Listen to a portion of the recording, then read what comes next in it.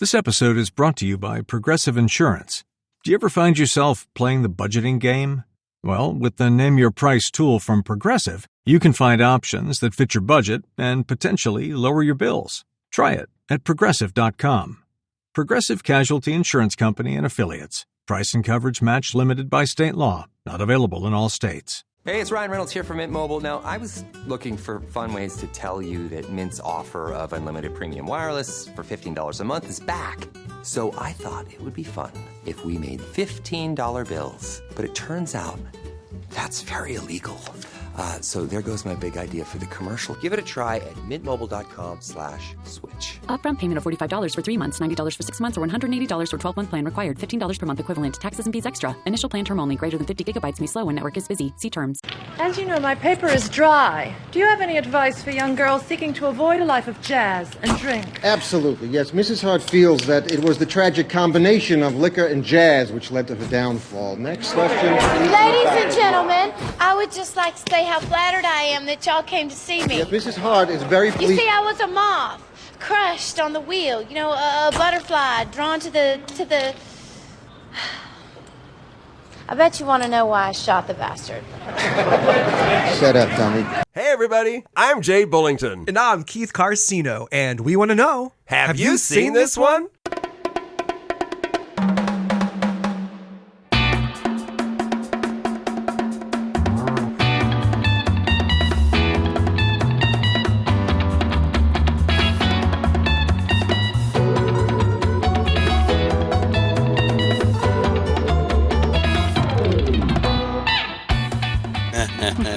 Handy dandy notebook and you're ready to go. You always bring so much to the table. We love it. You know what? I'm just going to jump in here. Hey, everybody. This is Jay. And this is Keith. Yeah, and I guess, you know what? Hang on. Can we just start over? What's wrong? I know. I fucked it up. No. Dude, that was such a powerful Keith. Oh, Keith. This is Keith. And this is Keith. And now. Okay, so let's keep on being powerful. I'm Jay Bullington. And I'm Keith Carcino. And welcome to episode number 263. We are here with our very good friend, Erin Castaneda. Erin, how's it going? Hey. Hey, Erin. Good to have you back. We're so glad you're able to be here. We were worried. I know. Wait. I know. There's not Internet a 70. stuff. Is there a 70? There's not a 70s version of the show we're about to cover, right? I watched the right one, right? Oh, yeah. Okay, just making sure. Well, Alrighty, I mean, okay. the musical was it came out in 1975. Broadway in Okay. 1975. Okay. So Yeah, I was saying we usually have Erin on I'm here. for like any of them. The 70s Oh, show. now I we get watch it. because Erin. We have no, Erin on. That's I understood, 70s Keith. horror films. Okay. Oh, okay. 70s horror films. Close one. Okay. The Good. Just making sure. musicals of all decades because He No, loves okay. it. Oh, okay. Yeah, All she right, loves we're on the this. same Yeah, track. okay. Okay. Okay, All right. so All's back well. on track. We're Back good. on track. You're like, Okay, I watched the we're right good. thing. Okay. All right. But before we Chicago, get to the the movie, 1970s horror. I might need another couple hours, guys. I'll be back. before we get to the movie that we're going to discuss at length, let's talk about what's been entertaining us lately. Erin, what's new with you? What's been entertaining you? Okay, I have two movies. One, I just saw The Devil's Mouth on the Prime. It's the Prime. I sound so old. I've on never heard Prime. the- It's called The Devil's Mouth, and it's a shark movie, Keith. What? Really? Oh, It's Keith? I I'm liked looking it up. it. I'm It's looking it good, up. dude. It's Devil's good. Oh, it's good. Okay. Hard I to find a liked good it. one. The Devil's Yeah. Mouth. Oh. It's called The Devil's Mouth, and it's about Okay. a group of friends who go to this cave called the Devil's Mouth, and there was a big hurricane, so a shark got stuck in the cave. So they're trying to go through the cave system. Not a escape good this idea. cool I shark. heard about Ooh, another fun. shark This movie. looks like fun. It's good. I liked it. Okay. I heard about another shark movie, and I don't know the title, but there was some where the sharks aren't really the bad guys, but this man is throwing people to the sharks.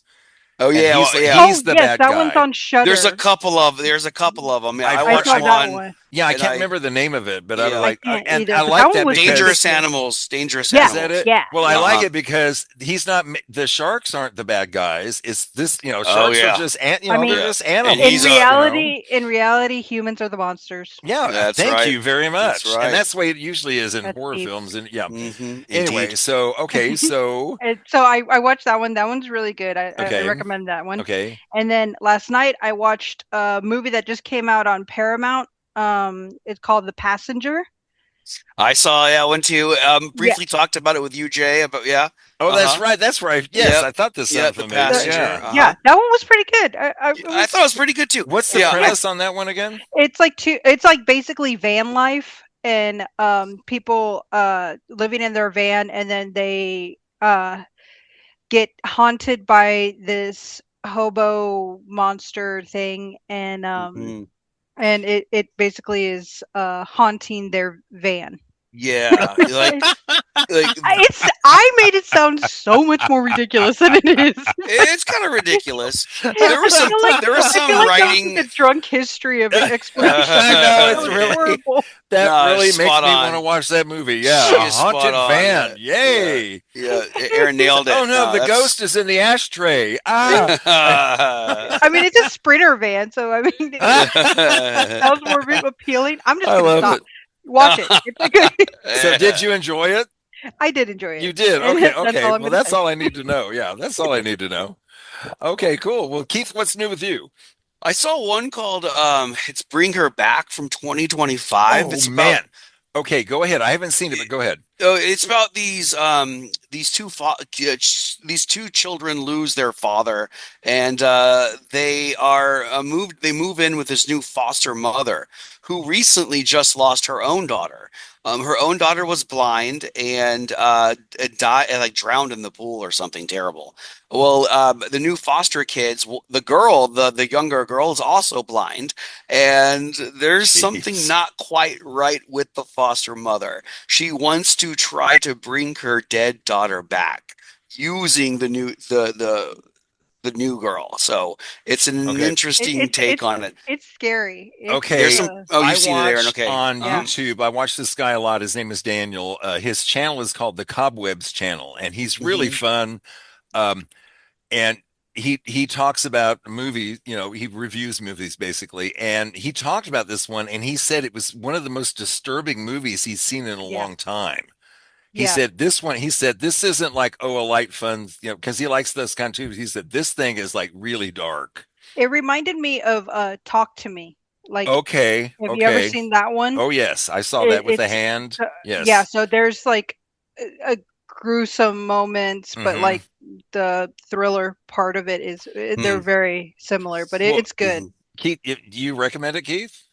Yeah, I would. Okay. I would recommend it. It was okay.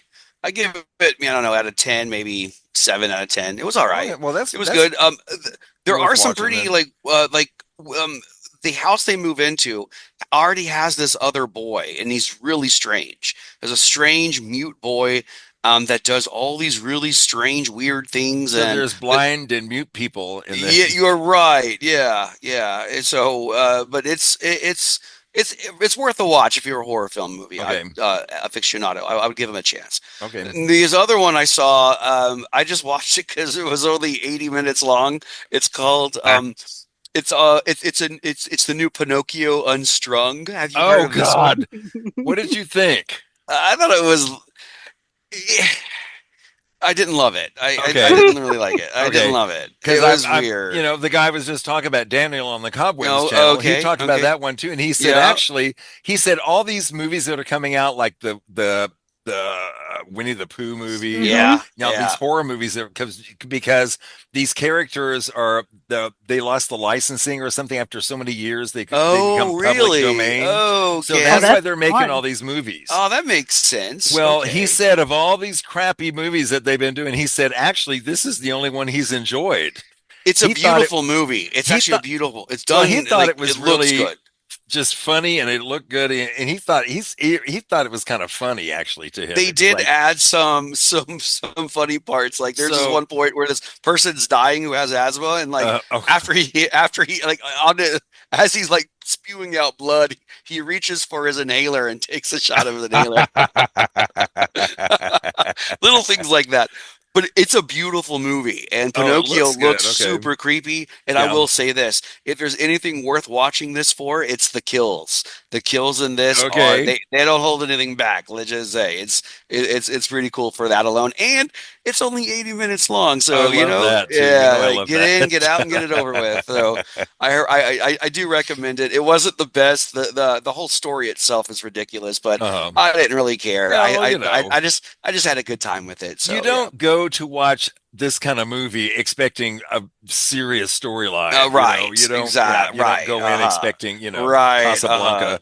Sure, best story ever. So you get what you get, and I left feeling okay. It was. Cool. I think I might check this out just for fun. Yeah. Jay, you mentioned that you had something that you weren't, that you could not. I don't know if you want to start with it or end with it, but let's hear it. Let's hear it. But oh my god. Okay. Oh my god, I went to see this movie, y'all. Jeez. Okay, the title of this movie is Teenage Sex and Death at Camp Miasma. Oh, I've heard of this. This is the title. I saw the poster. I've heard of it. Yeah. It's directed by Jane Schombrun. It stars Gillian Anderson from The X-Files. Oh, nice. Okay. Yeah. And then Hannah Einbinder, she was in oh shoot. Oh, she's in the Hacks. Yes, she was in Hacks. Yeah, she's in this, and then all these people just show up. Okay, Dylan Baker's in this, and we talked about Dylan Baker in the last episode, Keith. Because he was in Trick or Treat. Remember, he played the dad. Oh yeah. Oh yes. Yeah, he was in Sarah Sherman from Saturday Night Live. She's in this. Kevin McDonald from Kids in the Hall. He's in this. These people show up in these, and y'all, I went in expecting, because it's supposed to be like Camp Miasma was a movie supposedly in this movie that came out in the early 80s, and it took over. It was even bigger than Friday the 13th, and the killer became even more famous. And then it went on to they went on to make video games about it, and it just became this big like franchise in the movie, but they want to make a new movie. And Hannah Einbinder plays this she's going to be the director of this remake. They're going to do a remake, and she wants to get the original actress, who is Gillian Anderson. And she's trying to get her to come back into this movie. And y'all, you think it's going to be like a and then maybe, a comedy slasher movie. No, this is the most trippy, weird. It's funny, but it is trippy, weird, strange. What the hell's going on? I gotta see this. See this. I'm gonna say this as a gay man. I'm gonna say this. Hannah Einbinder has the most gorgeous breasts ever. They're gorgeous. Just saying that moved it to the top of my list. I'm just telling you. I'm telling y'all, stunning. I mean, I was in the theater and I literally went. When she came out topless, I was like, "Wow, she was gorgeous." Okay. Yeah, so just saying. So that's a play. Also, this movie is a little long for this kind of movie. It's like an hour and 50 minutes. But I'm telling you, I was never bored. I was never like, "Oh, come on, let's move along." It was just, I was like, "What is going to happen next? What are they going to do now?" Where are we going with this? Okay. Yeah. It was crazy. It was crazy. Just nuts. So if you get a chance to see this, right now it's only in theaters, but when you get a chance, check it out. All right, cool. I want to hear what y'all think. Yeah. Because Knives went to see it too, Knives Monroe. And he was disappointed. He said he was excited about it. And he said he was disappointed in it. And I said, well, I can see where, maybe, I don't know if it wasn't what he was expecting, or maybe he just was disappointed in the way they put it together. Right. Being a filmmaker himself, Yeah. He sees things he can be highly critical of things. Sure. He can see things that I didn't see at all. Right. Right. I mean, the movies that come out, I don't even like to watch the previews anymore, because it's like some of them just go in a different direction that you didn't expect, and you sometimes get disappointed. So it's like, I'd just rather go in with no expectations. Just going blind. Blind. Agreed. Yeah, same. I have a hard time not watching, especially when I go to the theater and they show you previews. It's like, Yeah. well, there it is, you know. Right. And you can close your eyes, but you can't not hear. Anyway, I recommend this crazy nutty movie to y'all, and let me know what you think. All right. and God help you. Okay, we're gonna go back about, what is this, 24 20 years? Yeah. 24 years, but we're actually going back to going back 100 years to the 1920s. Mm-hmm. And we're going to go with the movie from 2002. It is Chicago. Winner 6 2002 Academy Awards, including Best Picture. A flash of leg. The taste of temptation. The smell of corruption. And things that go bump in the night. Slick your hair and wear your buckle shoes. And all that jazz I hear. Velma has it. I want a brand new start to do that. Roxy wants it. You got connections? I would have said anything to get a piece of that. Get off!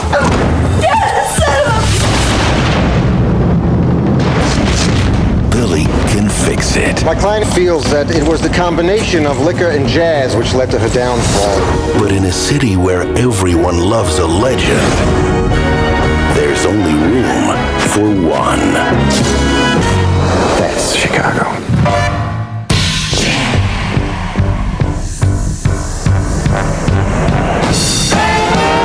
Academy Award winner Catherine Zeta-Jones, Academy Award nominee and Golden Globe winner Renee Zellweger, and Golden Globe winner Richard Gere. Are you guilty or not guilty? Don't you want to take my picture? In the Best Picture of the Year. Good night, folks. That jazz. Chicago. From 2002, Chicago, directed by Rob Marshall. Rob Marshall has done some great film musicals. He's done 9. He did Into the Woods, which is an interesting show. And he did Mary Poppins Returns. I haven't seen that. I didn't see the new Mary Poppins. I heard it was really good with Emily Blunt. Yeah. And Lin-Manuel Miranda wrote the music, I believe. So, I think it'd be worth seeing. Oh, I remember that one. Yeah, that one was actually pretty good. I remember seeing that in the theater, I believe. Yeah, I would love to see that. I just haven't had a chance. The stars of this movie, some people you might have heard of. Renee Zellweger, Bridget Jones's Diary, Judy and Jerry Maguire, and something about her in a minute. Catherine Zeta-Jones, who was also in The Mask of Zorro and Traffic. Richard Gere, I'll always remember, An Officer and a Gentleman, and of course, American Gigolo. I love American Gigolo. Queen Latifah, baby. Oh, yeah, Queen Latifah. Who's been in things like Hairspray and Bringing Down the House. John C. Reilly. Who we just talked about last episode in Boogie Nights. Yeah. And also Taye Diggs is in this. And Taye Diggs, what is he most famous for? For one thing, he was in the House on Haunted Hill remake. I was just going to say, he was in the House on Haunted Hill remake. He was also in the film version of Rent, which was, it wasn't as good as the stage version, in my opinion. Yeah. They did pretty good, but he was good in it. Yeah. He's always good. But yeah, he was in House on Haunted Hill, which we've done on this show. Before we go on, I just want to say real quick, if anybody's wondering why we're not talking about Night of the Creeps, we had some scheduling issues, and Mandy, Keith's sister, Mandy, will be with us to discuss that. But we're going to do it in the next episode because things didn't work out schedule wise. So that's why we're doing this now. Right. So surprise, it's Chicago. Okay.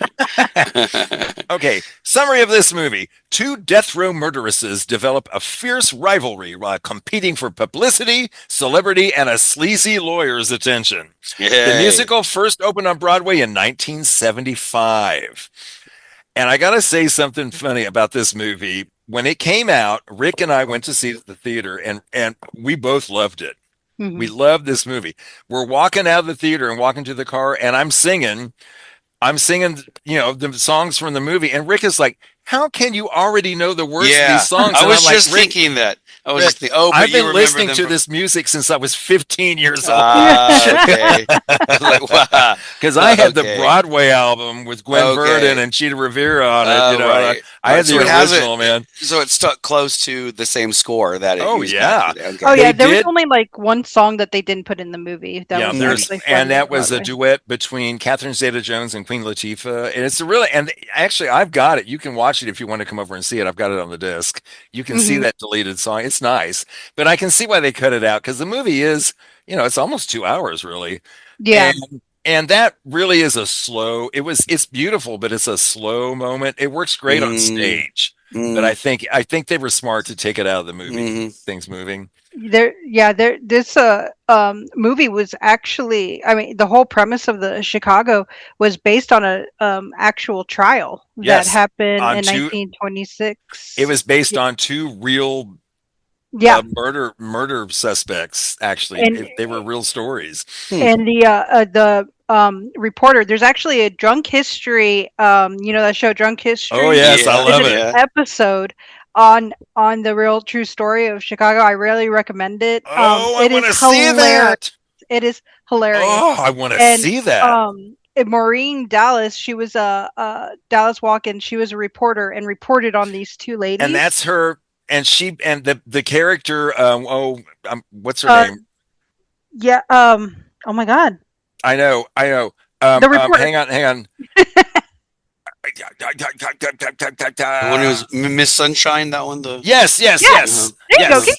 Hey, good Lord, Mary Sunshine. Mary Sunshine. Good God, here we are, all 3. Oh, geez. Okay. And that one shows she actually started the revolution of putting women jurors on the jury panel because of the fact that they released these girls just because they were cute and everything. The men thought that they were sexy, so they let them go. And they're like, there were no women, of course, and so she based that character on herself. I think that's so fun that she did that. And in the musical, I read that I don't remember because I saw the musical before I saw the movie. I did too. Yeah, but they said that the Sunshine in the musical, she's actually drag, and she's actually in drag. It has been done that way, but it wasn't originally that way. No. Okay. So I read that. I was like, people have drag performers have played that part, but that wasn't the original intention. You know what I mean? Okay. Yeah. Yeah, I was going to ask you about that because I was like, I didn't remember. No, that was just some fun thing they did. Gotcha. Like Titanic. Yes. There you go. Yeah. So our movie in 1924, vaudeville star Velma Kelly, she starts out our show with All That Jazz, the overture and All That Jazz at this place called the Onyx. It's a Chicago nightclub. And the spotlight highlights the empty place where Velma's sister is missing awkwardly from the double act. Yeah, she comes in. She's Velma's like, sister. She rushes in, gets cleaned up, and then when she washes her hand, like there's this red stuff that comes out. It's definitely blood. Yeah, so you can tell. Makes you wonder. And a gun. There's a gun. Oh, also, that's right. Yes. She hit a. But there is one line that I found interesting that I caught during this rewatch is that she tells the director, he's like, "Where's your sister?" And she's like, "I can do it alone." And then later on in the movie, she sings, "I can do it alone." "I can't do that alone." I can't do that alone. Rather, yeah. So I thought that was interesting. I was like, "Oh, wow, I throwback." I didn't really noticed realize that too. I noticed that too. I remember her saying that. Yep. You do it alone. Yes. Pull it. Yes. So she goes on stage by herself, and we're like, what happened to the sister? We don't know. She did great. So also in the audience is housewife Roxy Hart. And she wants to be a star also. She's waiting for this furniture salesman, Fred Casely, who Roxy's having an affair with because he promised to introduce her to the nightclub's manager. So she's like, this is my in. Okay. After the show, Velma is arrested for killing her husband and sister. Who she caught in bed together. She got them together. And Roxy is disappointed when Casely fails to introduce her to the Onyx manager. So they leave. So then later on, Casely admits to Roxy, "Oh, I lied about that, but I'm tired of this stuff." She's like, "Oh, how dare you?" And then kills him. Okay. So immediately I'm not going to say this. I think pretty much there are really no characters in this movie that you really like. You know what I mean? You're right. And yeah. I don't think you're supposed to. What do y'all think? Do you feel I the agree. same way? You're I not mean, supposed to. I did get some satisfaction when she put a bullet in Casely's chest. Oh, it I was didn't bother me. He because deserves he was a it. jerk too, you know. But still, and it's a movie, right? a musical. She was cheating on a good guy. I guess the only guy that is likable is that's true.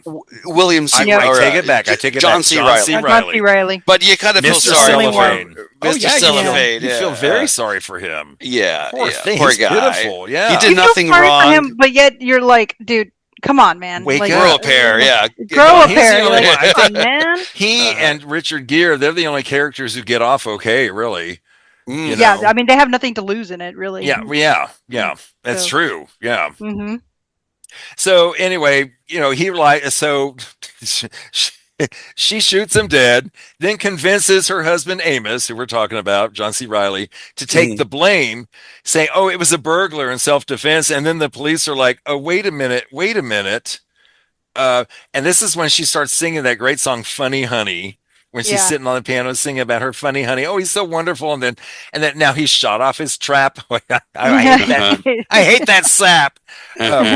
So then he's like, wait a minute, Casely, that's the guy who sold us the furniture. What do you mean he was in here? Why would she kill Casely? What did you do? So he figures out what's going on. Roxy gets arrested with a district attorney, Martin Harrison, declaring she faces execution by hanging. Mm-hmm. So then she gets sent to Murderer's Row, where she meets Mama Morton, matron Mama Morton. I love that, the alliteration there. And then that's when we get the "When You're Good to Mama" number. Okay, Queen Latifah, baby. I mean, I saw this show on stage, and I didn't see anybody famous in it. It was, you know, a local, but they were great. But this part with Queen Latifah, she blew this role out of the water. Made this her own. She was so good in it. And this number, I can watch this number over and over. I just got goosebumps thinking about it, and I'm not kidding. Yeah, just when you're good to Mama, Mama's good to you, man. It's so powerful.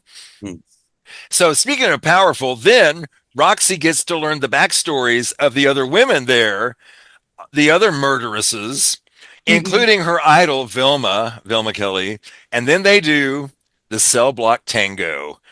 Ooh, baby. Which this one, Catherine Zeta-Jones had so many bruises on her thighs because of that chair sequence where she slams herself on the chair, and they had to reshoot it so many times. Yes. And a funny story is that they wanted originally her to have long hair. Yes, I was going to say this. Yes. But Catherine Zeta-Jones said, "No, I'm having short hair because I don't want them to think that somebody doubled me." Yeah, she didn't want anybody. Anytime her face would not, she's like, "No, I want them to know I'm doing all this stuff." This like if the long hair blocked her face, she was like, "No, I'm she and Renee Zellweger are like put on a show. Like they look like professional dancers. The way I have to give Renee Zellweger credit. You know, she really wasn't a dance. Now, Catherine Zeta-Jones had danced on Broadway. Does have a history. Okay, she has a history of dance, but Renee did not. She was athletic, but she did not have a dance history. So she really had to work hard. She held her own and then some. I'd say. Well, they actually wanted Charlize Theron for that part of Roxy. They did. Well, the first director she was supposed. Yeah, the first director. She had the part. To be. And then when Rob Marshall came on, she had to audition again, and then she lost out to Renee Zellweger. Yeah. By the way, I met Renee Zellweger once. Ooh, really? When I first moved here to Austin, I was working for FedEx, and I was working at the station, the service center that was downtown on 6th Street. And I'm in there one afternoon, and all of a sudden, Renee Zellweger comes walking in jeans and a sweatshirt, and with her hair pulled up in a ponytail, no makeup, looking absolutely adorable. Comes in and says hi, and I said, "Hi, what can I do for you?" She said, "Oh, I need to pack up. I need to ship these clothes and stuff." And I said, "Okay." And then I said, "By the way, I had just seen her not long ago in a movie called A Price Above Rubies. It's not one of her famous movies, but I thought she was great." So I said, "By the way, I thought you were wonderful in A Price Above Rubies." And she was like, "You saw that?" So like, you were the one. Yes, I thought you were one. And she didn't. She's like, "Well, thanks." And then she kind of went like, "Wow, okay," like her face. And then she was so sweet and just normal, just just normal. You know what I mean? Just right. You know, yeah. just she was awesome. She was really sweet. So I think she appreciated you didn't fangirl, so you know you were just. Well, I did. I said, okay, now let's get back to business or something like that. Yeah. You know, Okay. yeah. But she was so sweet and really nice. I like to share that story. She was. They're just like us. They're just people like us. Yes, they are. They poop and everything. So Roxy is trying to be friends with Velma, and Velma's like, "No, I'm famous. Go away." Right? Because Mama Morton's got her all the names in all the newspapers and stuff because she's got connections also. She's working all this stuff. So on Morton's advice, Roxy engages Velma's lawyer, the brilliant Billy Flynn, played by Richard Gere.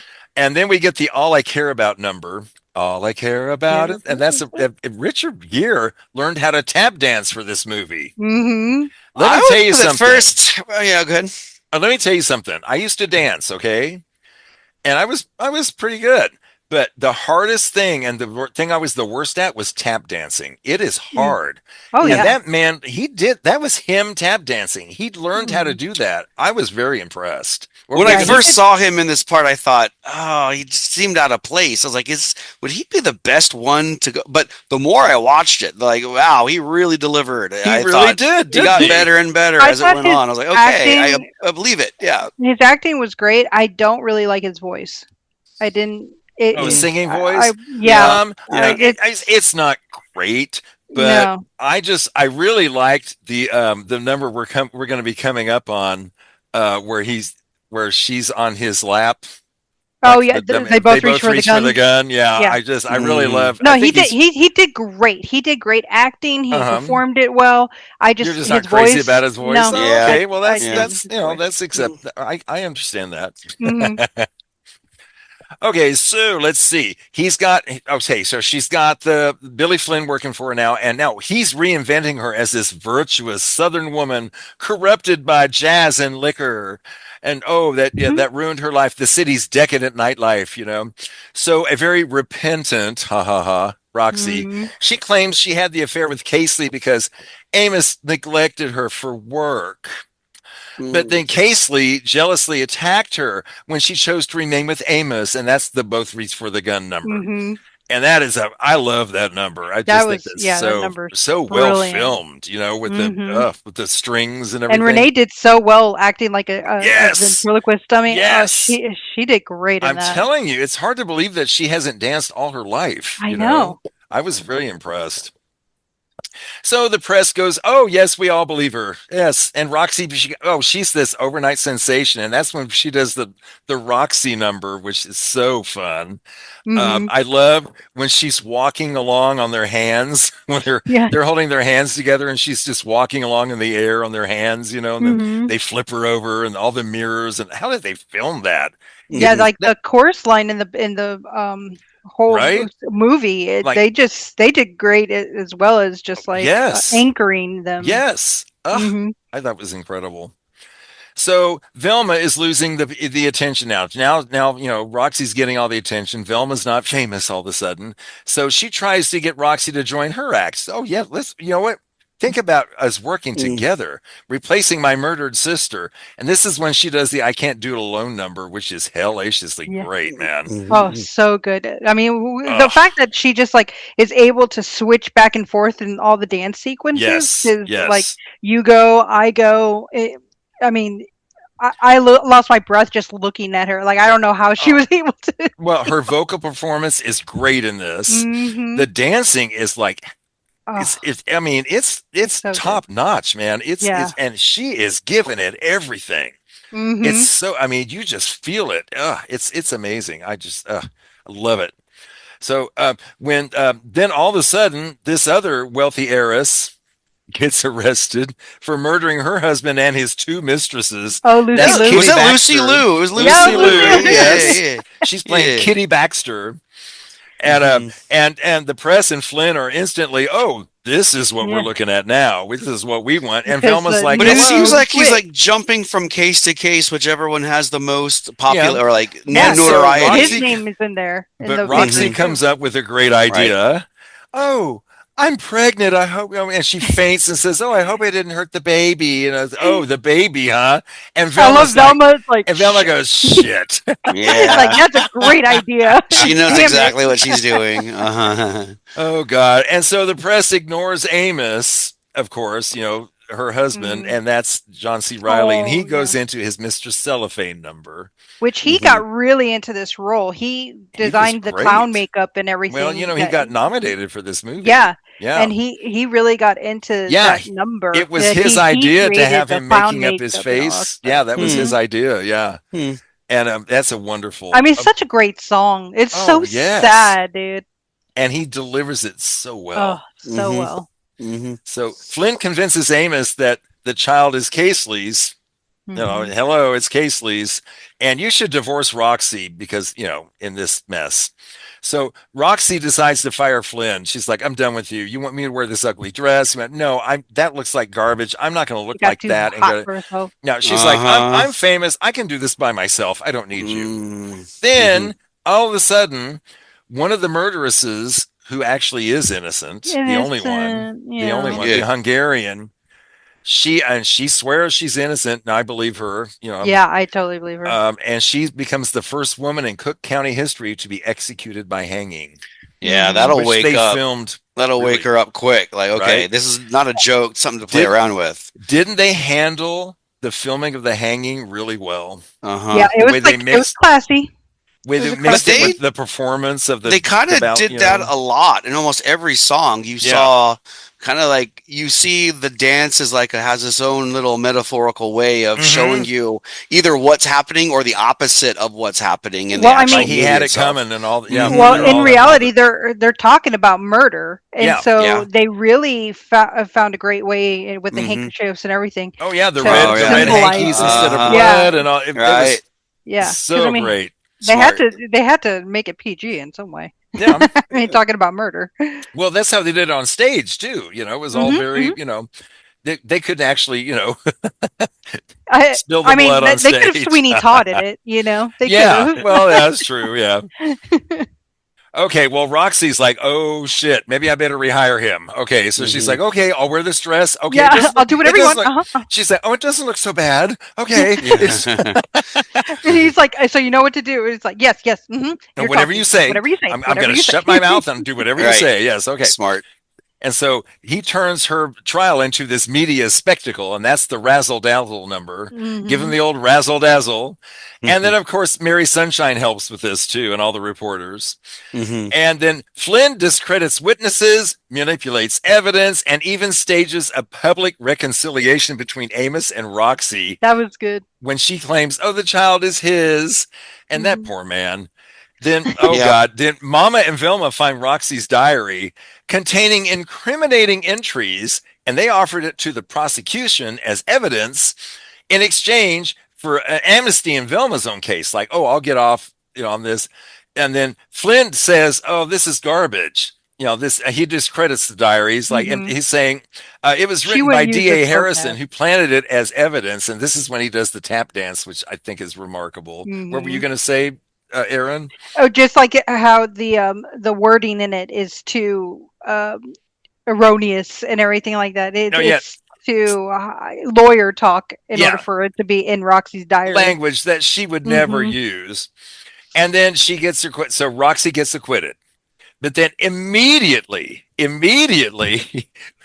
she's eclipsed when this woman who shot her husband shoots her own lawyer outside the courthouse. That's Lucy Liu. No, that one was somebody different. No, that was somebody. No, that was. That's sorry. That was who shot her husband and then ended up shooting her lawyer. That was and then shot her lawyer also, right outside the courtroom. Right outside the courtroom. The verdict was announced. So Flynn admits to Roxy, "Guess what? I'm the one who wrote that in your diary." And she's like, "What?" She's like, "Yeah, I had to get you all off. I never lose." And then Amos is like, "Oh, I'm so excited, Roxy, you're off, and I'm going to be a daddy." And she's like, "You dummy, what baby? You really think I had a baby?" Right. Yeah, poor guy. I know. So then she decides, okay, well, I'm going to pursue my vaudeville career, and not doing so great. That's the Nowadays song. And then Velma reapproaches Roxy, and it reapproaches, pardon me, Roxy, and obviously she's not doing so great either. But she says, "Hey, you know what? Even though we don't get along, we could make two of us together. We could make some money." So then they do a spectacular number nowadays, and the Hot Honey Rag is called, getting a standing ovation from an audience that includes Flynn and Morton and the jurors and the other acquitted murderesses. They're all out in this audience at the end. I don't know if you noticed, but they're all out there, and that's the end of the movie, and that's the end. Okay, I'm going to skip over what we've already talked about in my notes here. But there is, okay, in the beginning of the scene, introducing matron Mama Morton, Queen Latifah, Roxy Hart has this short conversation with this woman smoking a cigarette. That woman is Cheetah Rivera, who played Velma Kelly in the original 1975 version of Chicago. I saw her on the billing, and I didn't know who she was. Okay, I didn't realize was the original. Oh, yeah. She's their OG. I like Velma. they plugged her in. Her and Gwen Verdon were in it originally. Here's something that I remember. I think it was in the 80s. Liza Minnelli and Goldie Hawn did a TV special together. And I can't remember the name of it. I found it the other day, though. I found it on YouTube. You can find it. But one of the things they did was they sang all that jazz.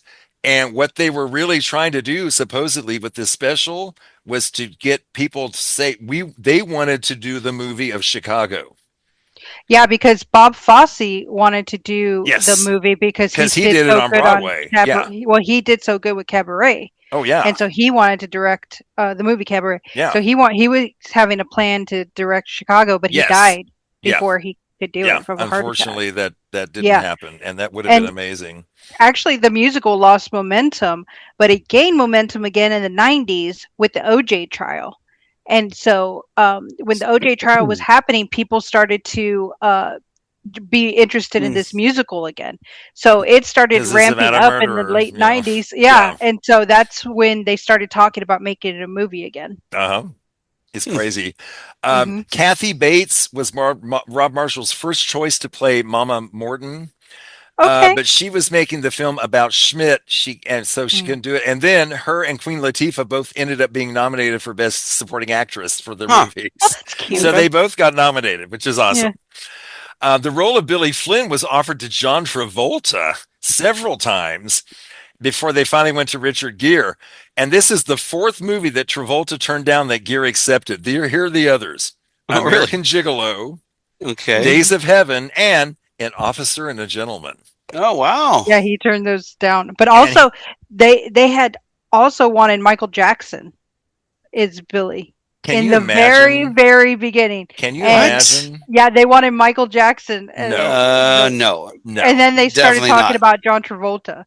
But I was like, no, that would have been better. Yeah, John Travolta would have been. I think he would have killed it. I think he would have done great. Yeah, he would have done great. Michael Jackson, no. But John Travolta said that he didn't want to do it because he thought it was about a bunch of women hating men, and he likes women who love men. That's what he quote that he said. That's why he didn't want to do it. Okay, John, whatever. Yeah, okay, fine. Right. I think he likes men that love men, but anyway. Yeah, if you really. Yeah. Okay, critics. Barbara Ellen from the Times UK in 2018 said this: "In effect, it is filmed theater, but this brings its own compensations. The more fake Chicago looks, the more real it seems to get." I thought that was interesting. Sean Axmaker from Stream On Demand just a couple of years ago in 2024 said, "A couple of songs were left behind, and I find the rat-a-tat editing distracting from the performances in the musical numbers." He didn't like the editing. Okay. I thought it was good. I really loved how they had Renee Zellweger being like the one who, like, this is all happening in her mind. This is in her head. Yes. I thought that was a great way to incorporate the musical and the movie part of it. Agreed. Exactly, because that made the, like, Heath, you were talking about the stuff that was like fantastical and fantasy looking. It made it. You made her understand she's thinking this. Right. We're not really seeing this. Yeah, it's she's all in dreaming her it head. up. Yeah. Yeah. Finally, Mark Johnson from Awards Daily in 2023 said Renee Zellweger and Catherine Zeta-Jones are incredible as the murderous pair imprisoned for their wrongdoings. I think they'd kill this movie, man. I think they're amazing. They were great, and actually, for the Academy Awards, though, they were supposed to perform the song "I Move On" because it was what was nominated. Because you know how Academy Awards they always sing songs. Well, Renee Zellweger didn't want to do it because she has horrible stage fright. She could not sing in front of people. So that's why Queen Latifah did it. But Renee Zellweger was uber pregnant. She had her baby 10 days later after her performance of the Oscars. Yeah. Renee Zellweger was pregnant? No. Catherine Zeta-Jones was pregnant. Oh, that's right. She was. She was uber pregnant, and she had her baby 10 days after this. That's right. So I forgot. They didn't know. Renee had dropped out, said she's not going to be able to do it. And so Queen Latifah's like, well, they cut our song from the movie, so we can still sing together. Mm-hmm. And so they didn't know if Catherine was going to be able to do it because she was. They were like, oh, hopefully the baby doesn't come early. And so but they finally but that's why Queen Latifah and Catherine Zeta-Jones performed on the Oscars because Renee had stage fright. Okay, I've heard that before, but I've forgotten about that. The scores: IMDb 7.2. Rotten Tomatoes tomato meter 87%, pretty good. Okay. Popcorn meter 83%. Very close, but once again, I'm a man of the critics. Just can't get around it. Okay, so we've done. I've been surprised sometimes, Keith, at the musicals that you've liked or disliked that we've covered before. Erin, I know that you love this musical. Oh, yeah, we both do. So, Keith, would you recommend it? What do you think? You know how I feel about musicals, Jay. It's rare to find one that I like, and I tried with all my heart to dislike this movie. It starts off with a musical number, and then another one, and another, and another. It's just song and song after song.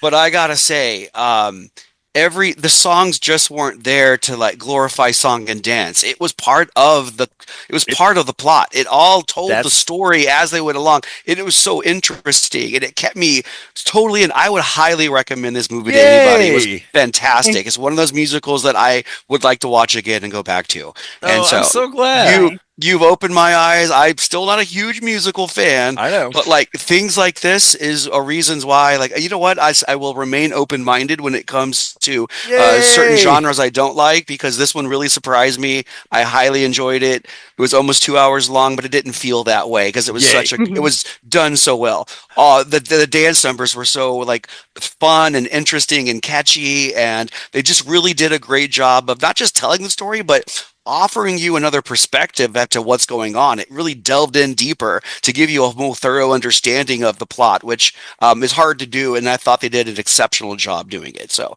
great movie. Chicago's one that will go high on the list of movies that I would recommend and watch again.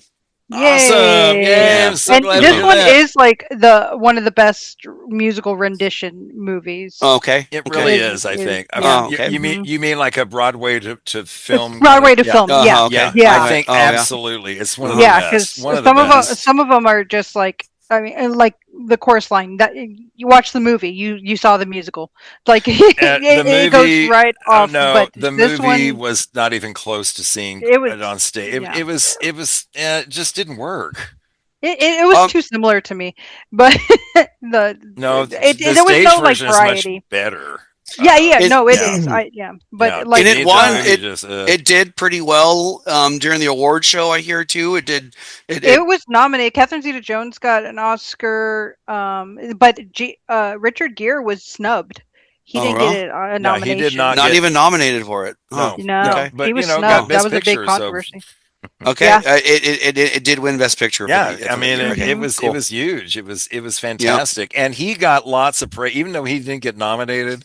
He got lots of attention and lots of praise for this part. Yeah, deservedly. He said that when they were announcing the awards, he was just waiting for his name, and it never came. And his like, disappointing. The other stars were like, "Do we get excited? Like, we feel so bad." But he was just like, "No, get excited." And it's fine. It is what it is. He's like, "I'll still be there." He's a nice. I hear he's a really nice guy. Yeah, that's what I hear. So. That's good to know. Yeah, it's nice to hear. Good okay, stuff. friends. Let's see. You can find us. Where can you find our podcast? Anywhere you want, man. We're all over, right? Just worldwide. Yeah, Apple, Spotify, Amazon Prime, YouTube. We're there, folks. Where our podcast is all over. You cannot escape us. Yeah, right. So get over it and just listen. You can't and escape us. Please subscribe. Please leave a rating. We love that. Please, we'd love to hear from y'all. Okay, so next time we will finally, we're finally going to do Night of the Creeps with your sister, Mandy Carcino Shiver. Yay. Yeah, sweet. Yeah, Looking forward to we're it. going to do that next time. And it's a classic 80s horror film. I can't wait to talk about it. With my friend, Tom Atkins, who I actually met and got a picture with at Texas Frightmare Fest weekend. It was awesome. I keep calling it Frightmare Fest. Before we go, Erin, thanks so much. Erin Castaneda, y'all. Thanks so much, Erin. Thank you so much for inviting me on this one. I can't wait for the next musical or 70s horror. Oh, yeah. You know, I've got a list of both, so don't worry. I'll be back soon. Fun. Okay, well, till next time, I'm Jay Bullington. And I'm Keith Carcino. And keep watching movies.